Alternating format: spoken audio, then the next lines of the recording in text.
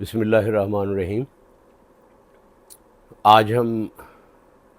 جناب ڈاکٹر خالد ولی اللہ بلغاری صاحب کے سوال کو دیکھنے کی کوشش کریں گے۔ وہ فرماتے ہیں کہ جب مسئلہ فلسطین کو قرآن کی صورت کی روشنی میں سمجھنے کی کوشش کی تو نعمان علی خان نے اپنے دور کو وحی سے ہدایت یافتہ بنانے ہی کی کوشش کی ہوگی۔ اخبار آخر الزمان کو ریاستی پالیسی مرتب کرنے کے لیے استعمال کرنے والے نے بھی ہدایت الہی کو اپنے حالات پر نافذ کرنے کی اور اس پر عمل کی کوئی راہ ڈھونڈنے کی کوشش کی ہے، لیکن آپ فرماتے ہیں کہ ایسا کرنے سے عقائد اور ایمانیات تشبیہی بن جاتے ہیں۔ میرا سوال یہ ہے کہ وہ راستہ کون سا ہے کہ جس کو اختیار کر کے ہم اپنی زندگیوں کو وحی سے ہدایت یافتہ بھی بنا لیں اور عقائد و ایمانیات کو تشبیہی بن جانے سے بھی بچا لیں؟ میرا خیال ہے انہوں نے بہت اچھا ایک سوال جو ہے وہ ریز کیا ہے۔ تو اور یہ مسئلہ اس وقت ہمارے علوم میں بہت گہرائی میں سرایت کر چکا ہے، اور اس پر کیسے قابو پایا جا سکتا ہے اور درست جو طریقہ کار ہے اس کو کیسے اختیار کیا جا سکتا ہے، میرا خیال ہے اس کی طرف پیش رفت کرنے کی کوشش کرنی چاہیے۔ ہمارے ہاں چونکہ علوم جو ہے وہ روایتی معنی میں بھی باقی نہیں رہے اور جدید معنی میں بھی ان کا کوئی جو ہے وہ چلن نہیں ہو سکا، تو علمی معاملات کو زیر بحث لانے میں بہت سنگین نوعیت کی دشواریاں پیش آتی ہیں، اور آپ جس طرح سے بھی کوشش کر لیں کوئی پیش رفت جو ہے وہ ہوتی ہوئی نظر نہیں آتی۔ ہمارے امت مسلمہ کی سطح پر جن علوم کا غلبہ ہو چکا ہے وہ اندھی گلیوں میں لے جانے والے ہیں، وہ ہماری رگ حیات کو کاٹ دینے والے ہیں، اور اس میں ہمارے ہاں بھی جن علوم کا غلبہ ہے ان کی بھی صورتحال جو ہے وہ کوئی اچھی نظر نہیں آتی۔ اس میں جو سب سے بنیادی مسئلہ ہے وہ یہ ہے کہ مسلم ذہن جو ہے دنیا کو مذہبی اور اپنے دین کو عقلی بنانے کی کوشش میں مصروف ہے۔ مسلم ذہن یا ہمارے اہل علم جو ہیں وہ دین کو عقلی بنانے کی جدوجہد کر رہے ہیں، بغیر اس کے کہ وہ عقل کے کسی تصور کو متعین کر سکیں یا عقل کی جو وظیفہ ہے، اس کی جو فعلیت ہے، اس کو پہلے سے متعین کرنے کے بعد وہ اس امر کی طرف پیش رفت کریں۔ اب اس میں مسئلہ یہ ہے کہ جیسے ہمارے روزمرہ تجربے میں ہے کہ ہم سائنس سے اپنے دین کی تشریح کرتے ہیں،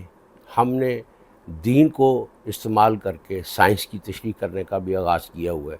اسی طرح سے جو دنیا کے حالات ہیں سیاسی اور تاریخی، ان کو بھی ہم قرآن مجید سے سمجھنے کی کوشش کرتے ہیں۔ اس میں جو بہت بڑا مسئلہ ہے ہمیں اس کی طرف توجہ دینے کی ضرورت ہے۔ وہ مسئلہ یہ ہے کہ قرآن مجید، فرض کیا قرآن مجید کے بارے میں ہمارا ایمان یہ ہے کہ یہ ایک روحی کتاب ہے، اور فرض کیا کہ وہ کسی تاریخی واقعے کی طرف اشارہ کرتی ہے۔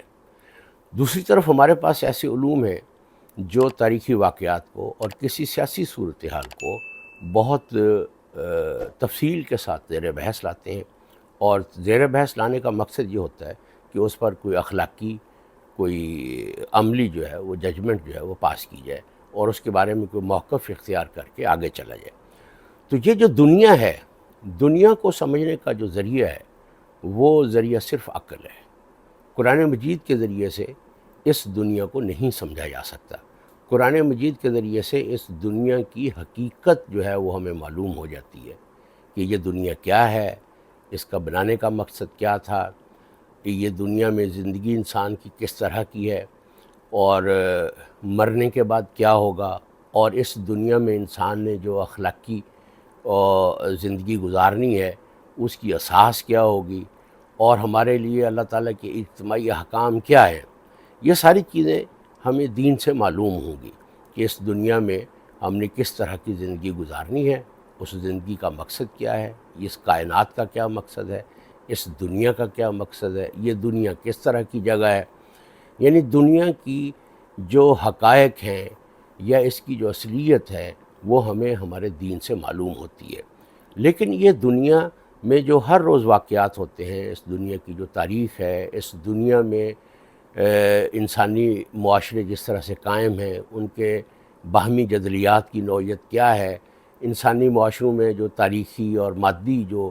مؤثرات ہیں وہ کس طرح سے کام کرتے ہیں، یہ عقل کا موضوع ہے۔ اب آپ یہ دیکھیں کہ اگر ہم یہ موقف لیں کہ غزہ کی صورتحال کو قرآن مجید کے بغیر نہیں سمجھا جا سکتا، تو اس کا مطلب یہ ہوگا کہ دنیا کی وہ قومیں اور وہ معاشرے اور وہ افراد جو مسلمان نہیں ہیں، وہ غزہ کی صورتحال کو سمجھنے کے قابل نہیں ہو سکتے۔ تو صاف ظاہر ہے یہ ایک کوئی دانائی پر مبنی مفروضہ نہیں ہے، اور غزہ کی صورتحال کو جس نے پیدا کیا ہے، وہ بھی جس ملک نے یا جس معاشرے نے یا جس طاقت نے جن مؤثرات پر قابو پا کے، جن فیکٹرز آف ہسٹری پر قابو پانے کے بعد غزہ کی موجودہ صورتحال قائم کی ہے،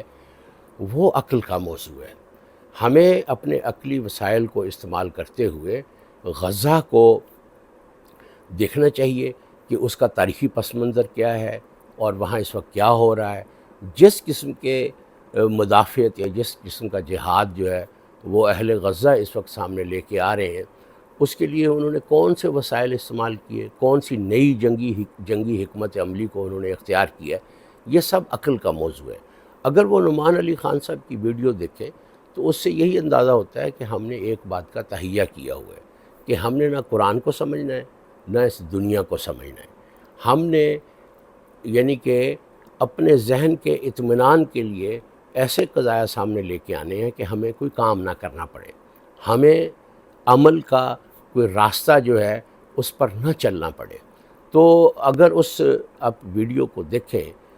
اس ویڈیو میں صرف ایک صاحب ہیں، وہ ملائیشیا کے ہیں، جو تھوڑی سی عقل کی بات کرتے ہیں۔ وہ یہ کہتے ہیں کہ غزہ کی صورتحال سے ہمیں یہ پتہ چلتا ہے کہ ہمارا تعلیمی نظام جو ہے وہ ناقص ہے، اور ہم ان وسائل اور ذرائع پر جو ہے دسترس حاصل نہیں کر سکے جو طاقت کا ذریعہ ہے۔ اس وقت غزہ میں جو کچھ ہو رہا ہے اس کو دینی بنانے کا طریقہ یہ ہے کہ جو صورتحال پیدا ہوئی ہے اس کو سمجھنے کے بعد ہم اپنی شریعت سے، اپنے دین سے یہ پوچھیں کہ اس لمحے میں ہماری ذمہ داری کیا ہے اور اس ذمہ داری کو کیسے پورا کرنا ہے۔ دنیا کو مذہبی بنانے کا مطلب یہ نہیں ہے کہ قرآن مجید کو تاریخ یا سیاسیات کی کتاب سمجھ کر اس دنیا کی ڈائنامکس کو سمجھنے کی کوشش کی ہے۔ قرآن مجید اس دنیا پر ججمنٹ ضرور ہے، اس دنیا کے جو حقیقت ہے اس کے بارے میں ہماری رہنمائی کرتی ہے، لیکن جو تاریخی واقعات رونما ہو رہے ہیں، جو سیاسی صورتحال ہے، جس طرح کے سسٹمز بن چکے ہیں، معاشی نظام ہے، سیاسی نظام ہے، سائنس نے ٹیکنالوجی کے ذریعے سے جو نئی صورتحال پیدا کی ہے، یہ سب عقل کے ذرائع ہیں۔ کس عقل کے ذرائع ہیں؟ یعنی کہ ہم لوگ اپنی عقل کو اگر استعمال کریں تو ہمیں اس صورتحال کا بخوبی اندازہ ہو جائے گا کہ یہ صورتحال کیا ہے۔ عقل کو استعمال کرنے کے بعد اس صورتحال پر جو ججمنٹ ہے وہ ہمارے دین کی طرف سے آئے گی۔ وہ ججمنٹ یہ ہے کہ اس صورتحال میں جب مسلمان اتنے زیادہ مغلوب ہیں تو ہمارے پاس واحد راستہ مزاحمت اور جہاد کا ہے، یہ واحد ججمنٹ ہے۔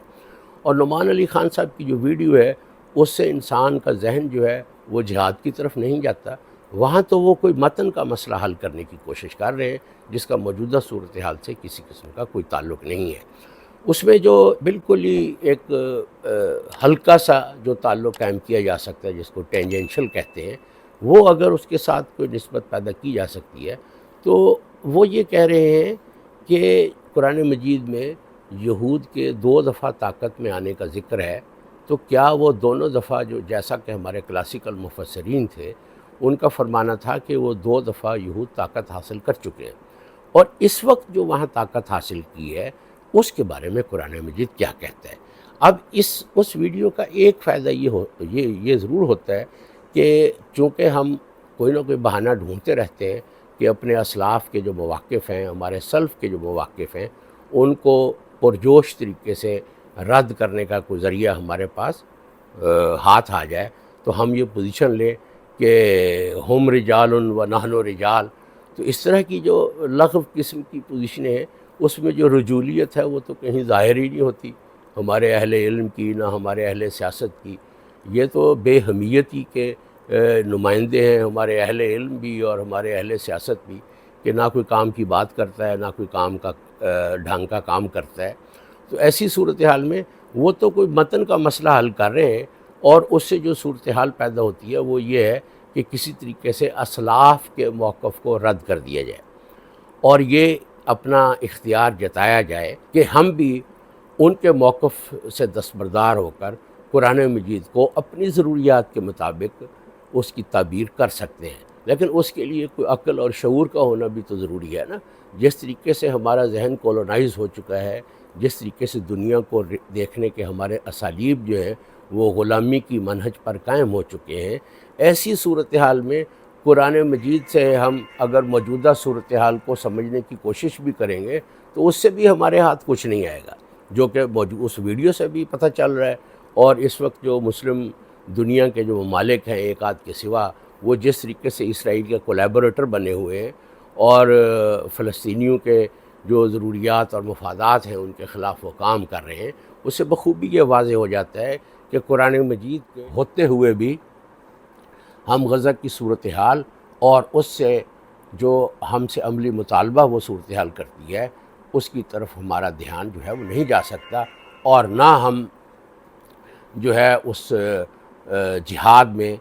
شریک ہونے کے لیے کوئی پیش رفت کر سکتے ہیں. تو میری گزارش یہ ہے کہ یعنی کہ انسانی عمل، یعنی کہ ماڈرنٹی ہے وہ انسانی عمل اور انسانی شعور کو تشبیہی بنانے کا ایک تہذیبی پروجیکٹ ہے کہ انسانی زندگی سے ہر اس چیز کا خاتمہ کر دیا جائے جو تنزیہ کی طرف اشارہ کرتی ہے. تو اس کا واحد حل یہ ہے کہ ہم اپنے آپ کو قرآن کے مخاطب کی جگہ پر کھڑا کریں، اور جب ہم قرآن کی مرادات کے مطابق اپنے شعور کی تشکیل کر لیں تو اس کے بعد اس دنیا کو دیکھنے کی کوشش کریں اور اس میں اپنے عمل کو سامنے لائیں. بہت شکریہ.